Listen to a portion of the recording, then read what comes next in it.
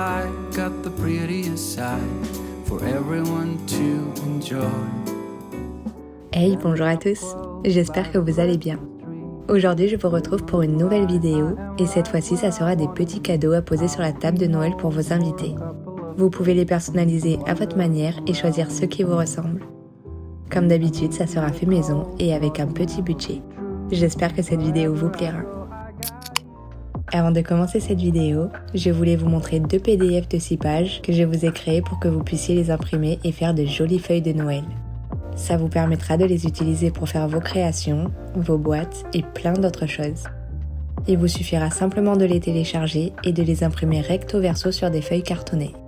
Vous pouvez retrouver mes PDF sur mon blog, rubrique Mes PDF. Je vous mets le lien en barre d'infos. Je vais commencer par réaliser ces petites boîtes à craquelets au chocolat. C'est bien évidemment une recette à réaliser au dernier moment, mais vous pouvez toujours faire vos boîtes à l'avance. Je vais maintenant vous montrer la recette des craquelets au chocolat. Pour les faire, il vous faudra 200 g de chocolat pâtissier, 50 g de beurre, 2 œufs, 80 g de sucre, un demi-sachet de levure chimique. Vous allez avoir également besoin d'un sachet de sucre vanillé, 190 g de farine, une pincée de sel et pour terminer du sucre glace pour l'enrobage. Je commence par faire fondre le chocolat et le beurre ensemble, soit au bain-marie, soit puissance minimum au micro-ondes.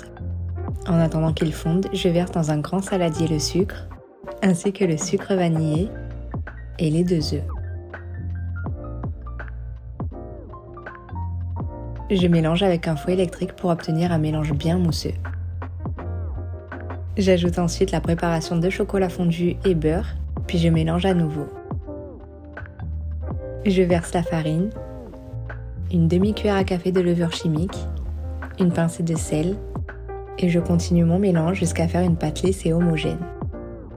Je recouvre mon saladier de papier sulfurisé, puis je le réserve au frais pendant 1 heure minimum pour que la pâte durcisse. Dès que le temps est écoulé, je sors ma préparation du frigo et je forme des petites boules de pâte entre la paume de mes mains. Je prends l'équivalent d'1 cuillère à café bien remplie. Je les roule dans le sucre glace et je les dispose sur une plaque recouverte de papier cuisson.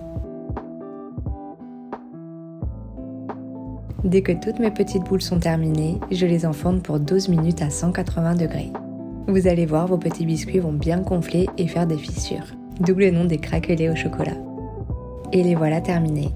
Je les laisse refroidir quelques instants et en attendant, je confectionne mes boîtes en carton.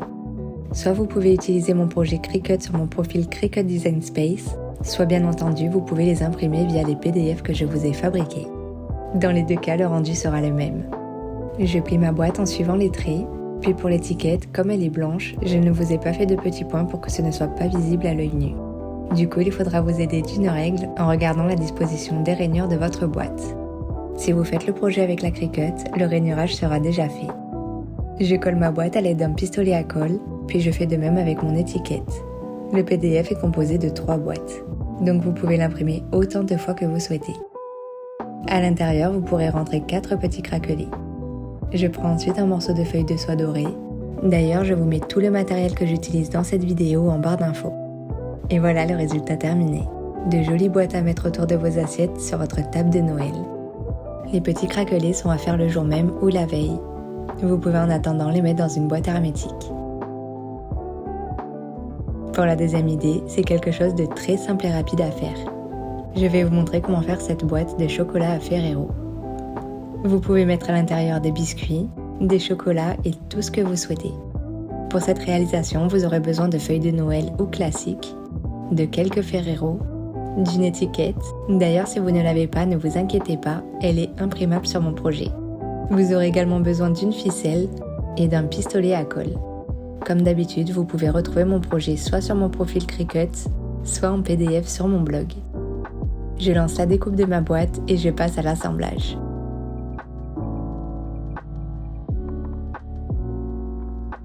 Je prends ensuite un morceau de papier transparent et je le colle sur ma boîte. Vous n'êtes pas obligé d'en mettre un, mais je trouve ça plus joli et plus fini avec. Je colle ensuite le reste de ma boîte. Pour la partie qui va à l'intérieur, vous avez simplement à le plier comme ceci et à mettre 3 points de colle pour le faire tenir à l'intérieur.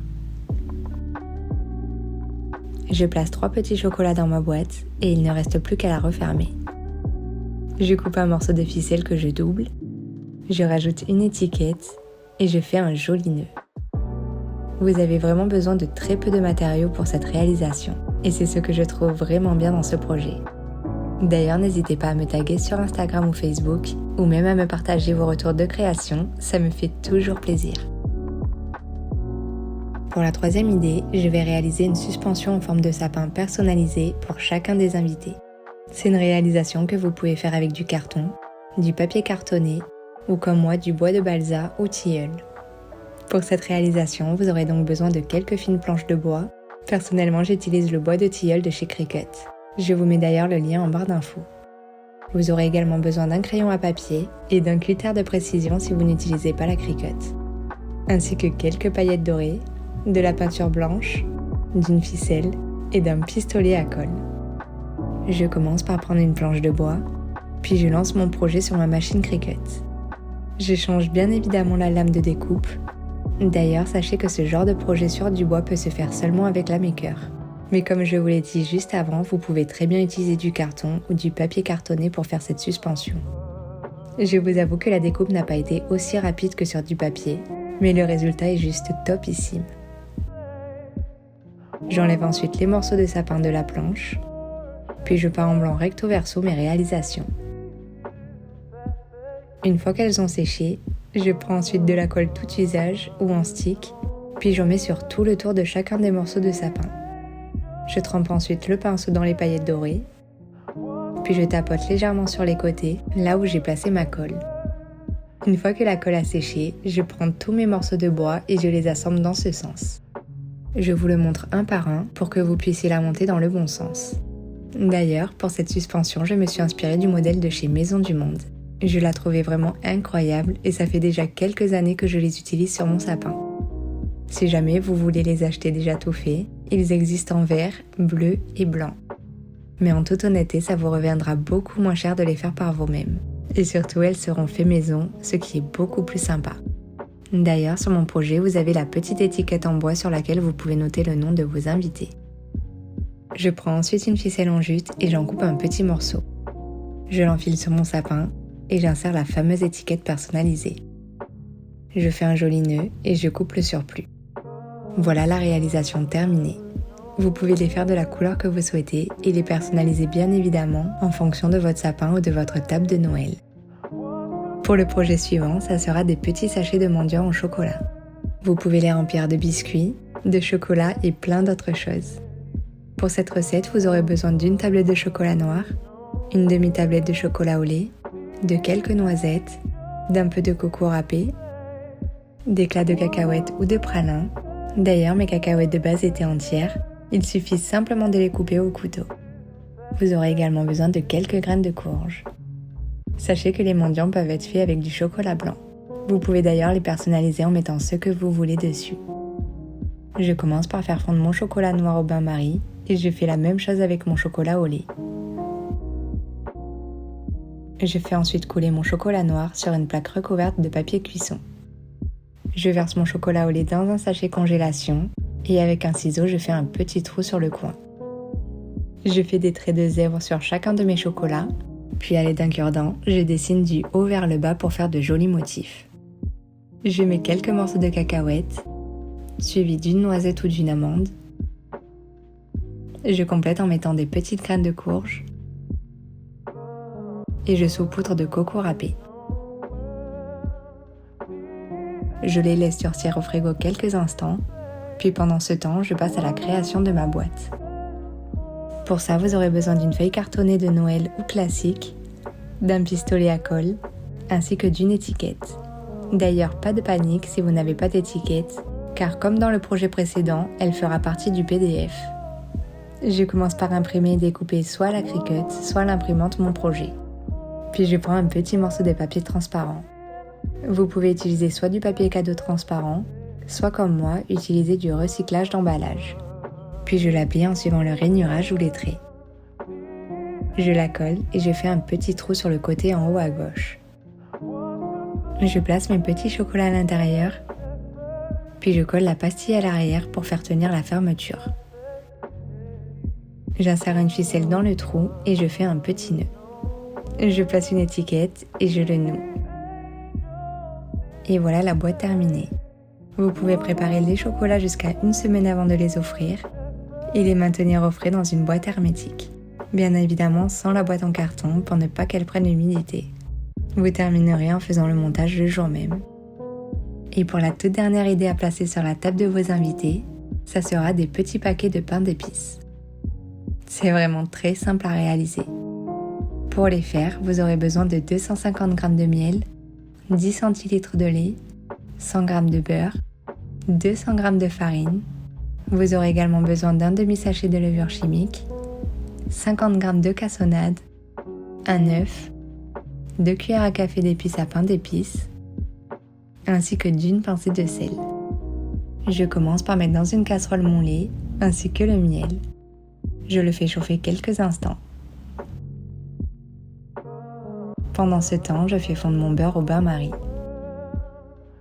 Je le rajoute à ma préparation et en parallèle dans un saladier, je verse ma farine, le mélange de liquide fondu et je mélange assez rapidement pour éviter qu'il y ait des grumeaux. J'incorpore ensuite le sucre roux, le sel, la levure chimique, le sachet de sucre vanillé.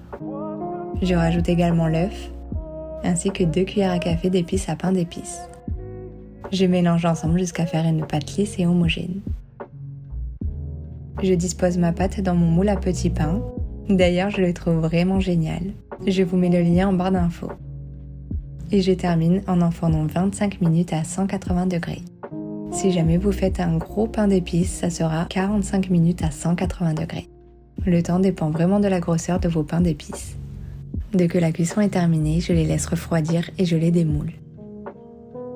Je les place ensuite dans du film alimentaire pour les conserver un maximum de temps. Puis je découpe un carré de papier cuisson. Pour l'emballage, il suffira simplement de dresser les deux côtés et de l'enrouler par le dessus jusqu'à que ça touche votre pain d'épices. Dès que c'est le cas, vous rabattez les côtés comme si vous emballez un papier cadeau. Sauf que là, au lieu de les monter, vous avez juste à passer par-dessous.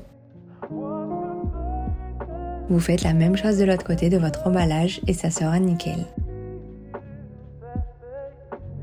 Je prends une ficelle assez longue, puis je l'emballe comme si c'était du papier cadeau. J'imprime ensuite mes étiquettes, soit à l'imprimante, soit à la Cricut, et je la place sur mon petit pain d'épices. Il ne reste plus qu'à nouer le paquet et à couper le surplus des ficelles. Et voilà la dernière réalisation. Sachez que le pain d'épices, quand il est bien conservé comme ceci, vous pouvez le garder environ 3 semaines. C'est la fin de cette vidéo, j'espère qu'elle vous aura plu. N'hésitez pas à me dire quel cadeau vous allez faire cette année pour vos invités. Et nous, on se retrouve très rapidement pour les recettes de Noël. En attendant, je vous fais des bisous.